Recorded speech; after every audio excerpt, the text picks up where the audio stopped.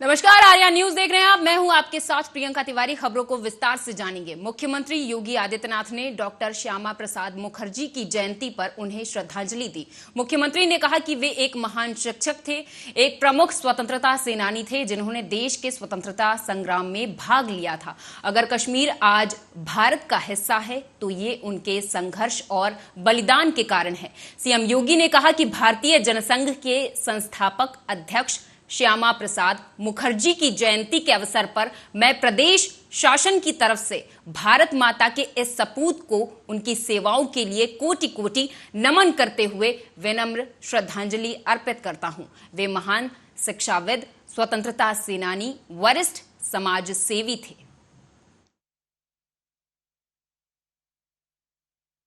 स्वतंत्र भारत में उनकी सेवाओं को लेकर के आज पूरा देश में स्मरण करता है। कश्मीर आज अगर भारत का हिस्सा है तो उसके पीछे डॉक्टर श्यामा प्रसाद मुखर्जी जी का संघर्ष और उनका बलिदान, जिससे उन्होंने स्वयं को बलिदान कर दिया है। आज उनकी 122वीं पावन जयंती का कार्यक्रम है। यह वर्ष देश की आजादी का अमृत महोत्सव का वर्ष भी है। आजादी के अमृत महोत्सव वर्ष में भारत माता के इस महान सपूत को मैं प्रदेशवासियों की ओर से विनम्र श्रद्धांजलि देता हूं। कश्मीर के बारे में डॉक्टर श्यामा प्रसाद मुखर्जी जी ने जो आजाद, जहां एक और देश भर में ईद का पवित्र त्योहार रविवार को मनाया जाएगा, इसको लेकर लगातार तैयारियां भी की जा रही। अगर बात अलीगढ़ के ईदगाह की जाए तो ईदगाह में ईद की नमाज आयोजित की जाएगी। ईदगाह में गंदगी को लेकर स्थानीय पार्षद और लोगों में आक्रोश व्याप्त है। स्थानीय लोगों का साफ तौर पर कहना है कि मौजूदा हालात बदतर नजर आ रहे। 3 दिन बाद ईद की नमाज की जाएगी, लेकिन नगर निगम के द्वारा अभी तक कोई कार्रवाई अमल में नहीं लाई गई। यही कारण है कि आज उनके द्वारा खुद सफाई का जिम्मा उठाया गया है।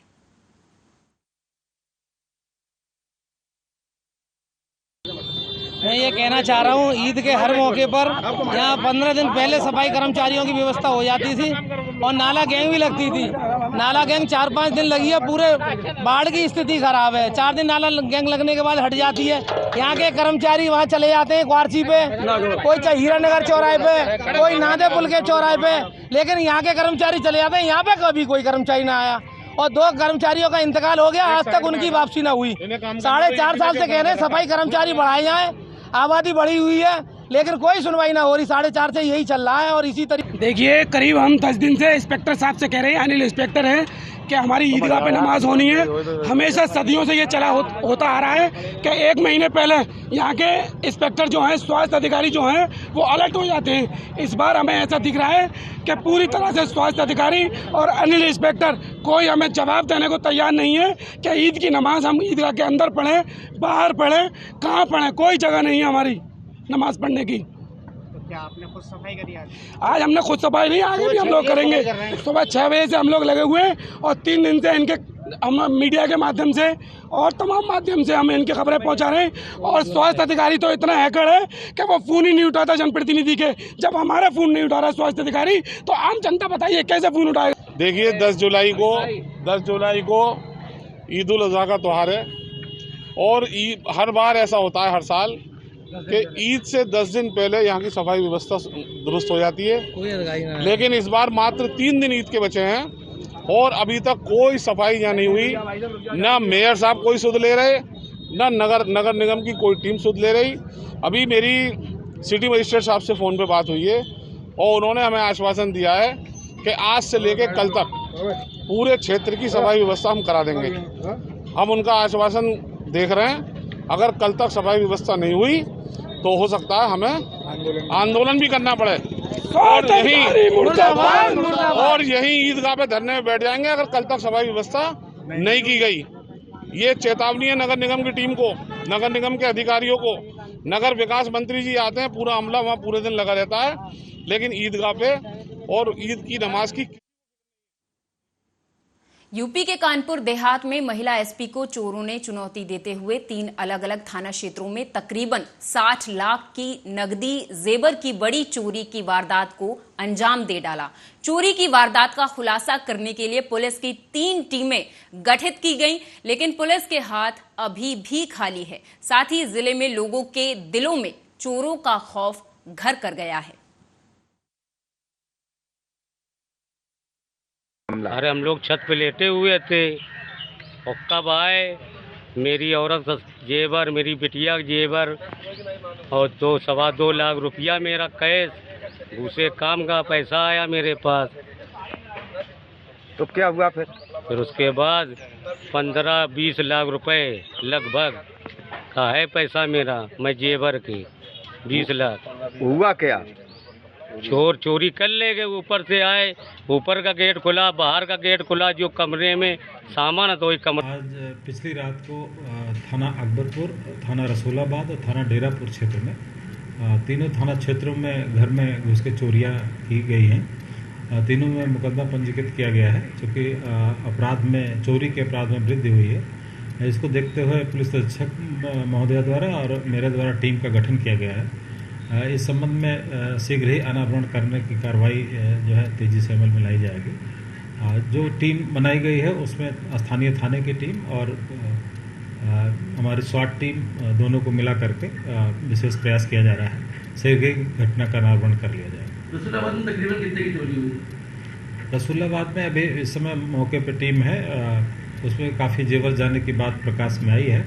अभी वो लिख करके देने की स्थिति नहीं है, जाँच चल रही है। पता लगा है कि सोने और चांदी के हार और वो अंगूठियां गए हैं, मतलब काफी कीमती सामान है।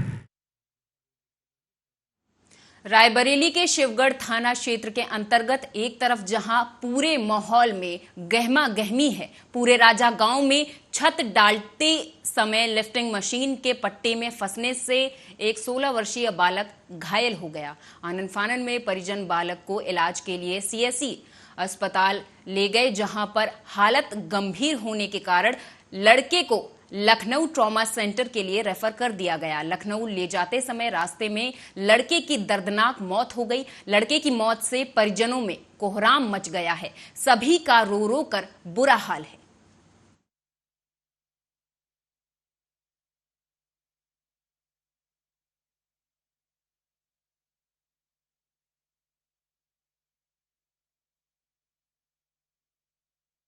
तो वहीं यूपी के लखीमपुर खीरी जनपद के हैदराबाद थाना क्षेत्र में चोरों के आतंक की एक और घटना सामने आई है, जहां पर चोरों ने अपना आतंक मचा रखा।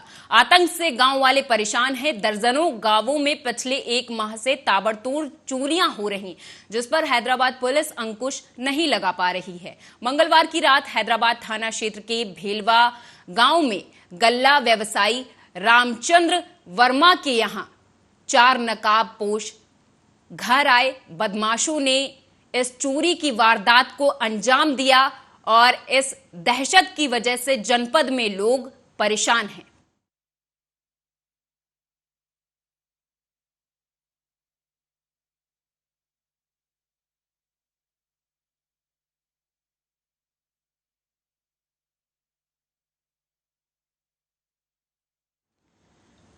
तो ताबड़तोड़ चोरियों से दहशत में जनपद के लोग हैं। इस वक्त चोरी की घटनाएं लगातार बढ़ती जा रही हैं, जिसकी वजह से वहां की जनता परेशान है। लखीमपुर खीरी में एक और चोरी की घटना सामने आई है, जहां पर चोर गैर मौजूदगी में पहले घर में घुसे और उसके बाद चोरी की घटना को अंजाम दिया। कई लाख रुपए और नकदी जेवर चुरा ले गए।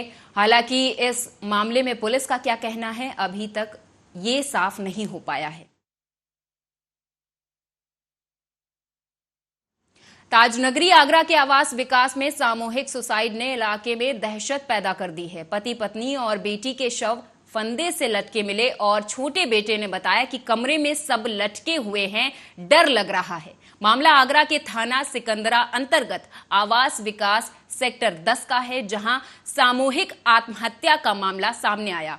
बताया गया है कि मंगलवार रात को पूरा परिवार एक ही कमरे में साथ सोया था। सुबह करीब 7 बजे सोनू का बेटा श्याम नीचे आया और खेलने लग गया। जब उसके एक परिचित ने उससे कुछ सामान मंगाया तो उसने घर में जाने से इनकार कर दिया।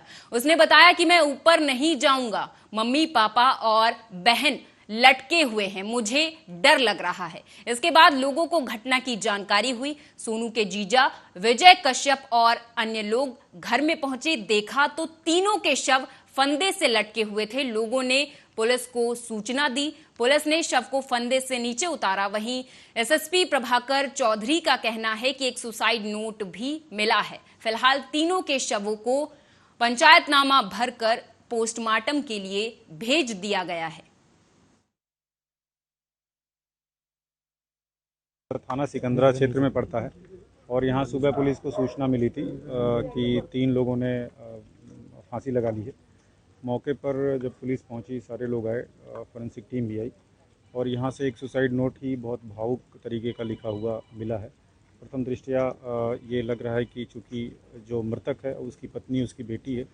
मृतक पिछले काफ़ी दिनों से बेरोज़गार था और अपने फादर का जो मकान है उसमें सबसे ऊपर के 2nd फ्लोर पे रहता था।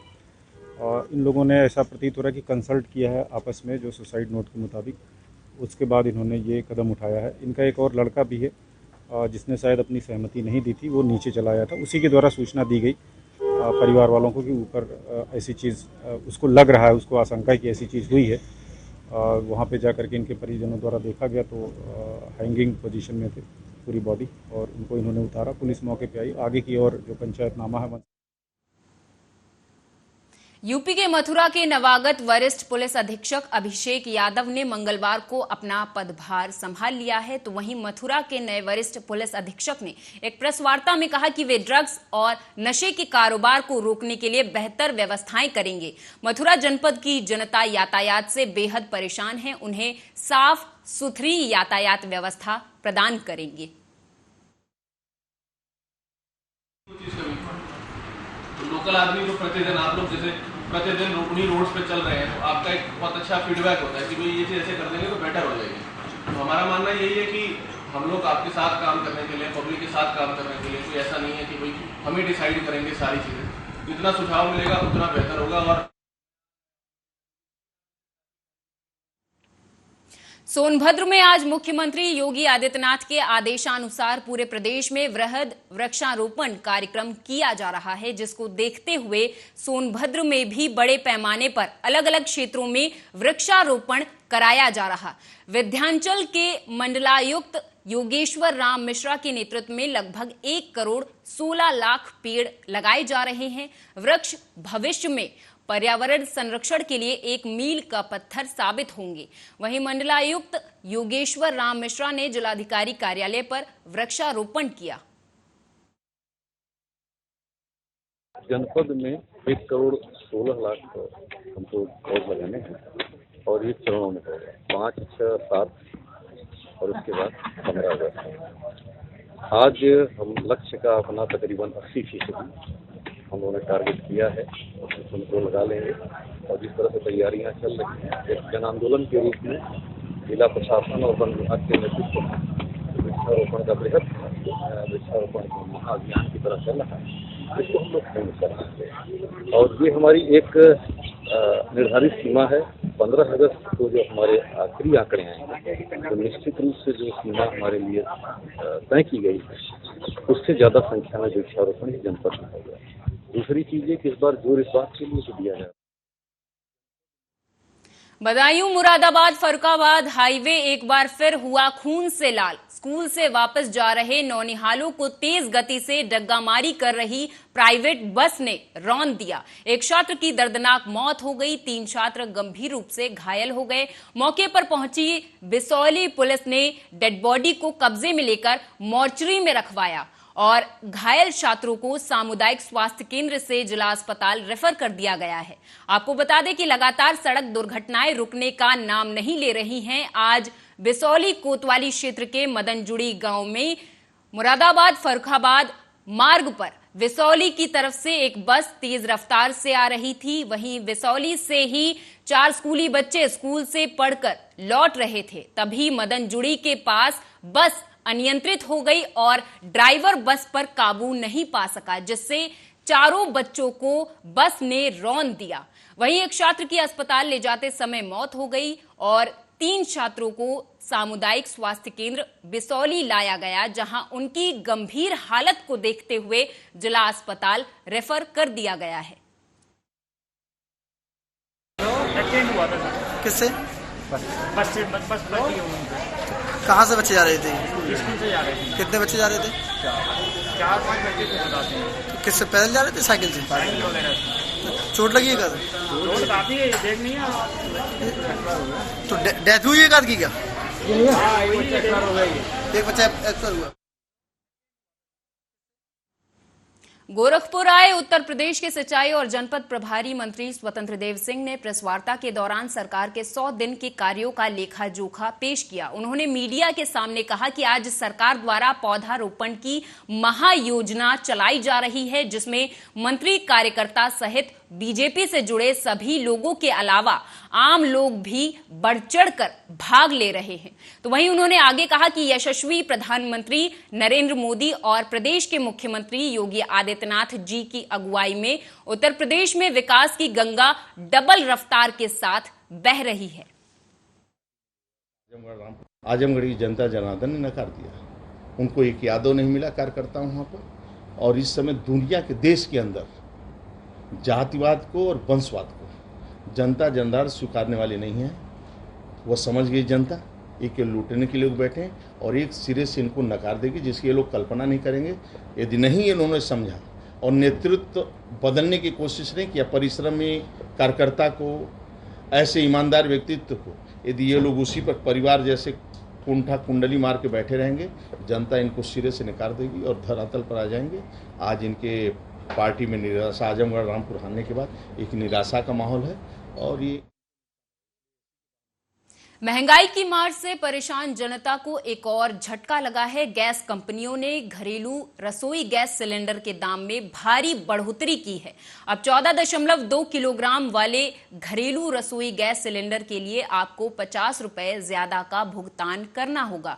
दिल्ली में अब घरेलू रसोई गैस सिलेंडर की कीमत 1053 रुपए होगी, जबकि पहले इसकी कीमत 1003 रुपए थी।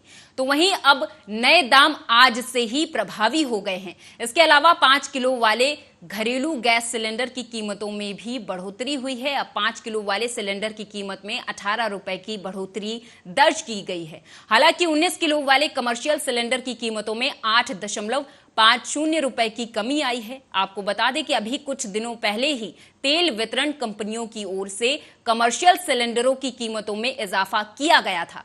अब बुधवार को सुबह घरेलू सिलेंडरों की कीमतों में भी बढ़ोतरी कर दी गई है।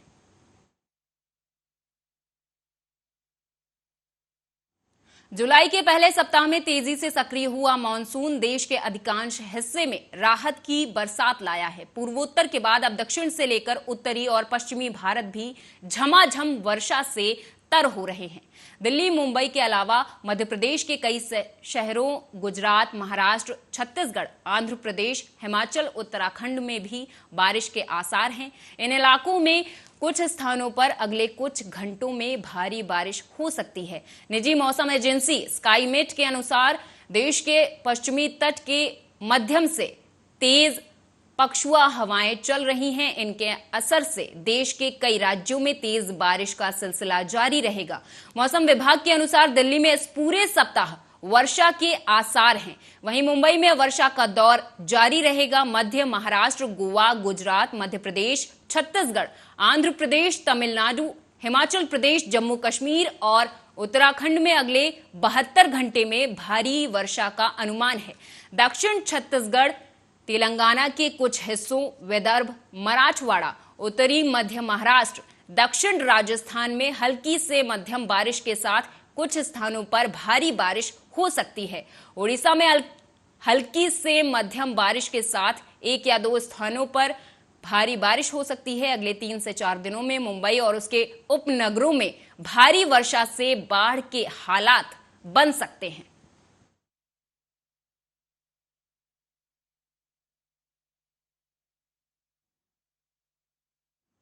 और मेरे साथ इस बुलेटिन में फिलहाल इतना ही। आप देखते रहिए आर्या न्यूज।